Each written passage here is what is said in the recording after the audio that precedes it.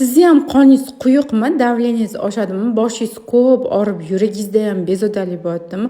Unda bu retsept siz uchun yaqinroq keling. 3 ta limonni ichida shunaqa danalardan tozalab olamiz va 3 ta chesnok ham. Bu nima uchun kerak? Qonni suyultiradi. Organizmda qon quyuq bo'lsa, hamma kasalliklar kelib chiqish boshlaydi. Infarkt, insult, undan tashqari davleniya.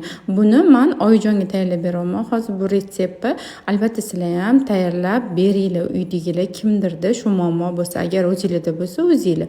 Buni tayyorlayotganda shunaqa tozalab olgandan keyin blender yoki chopperdan chiqarib olasizlar va 2 litrli bankaga solib, ustidan bez, gaz suv quyasizlar va 2 kunga ustini streslab muzday joyga olib qo'yish kerak va 3-kundan har kuni kechki payt yotishdan oldin 50 mg dan ichilar ekan va undan tashqari agar oshqozonda kasali bor, gastriti borlar bo'lsa, to'q qoringa ichish kerak ekan. Video yoqqan bo'lsa like bosib, o'zingizlarning fikringizni qoldiringlar qizlar.